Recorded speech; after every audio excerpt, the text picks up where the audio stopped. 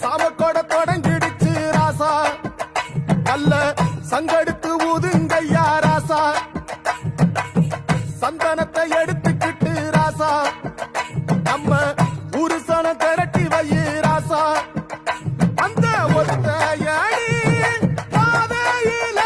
அவன் ஓடி வரான் காள மாட, அங்க உச்சி பானை ஒசரத்தில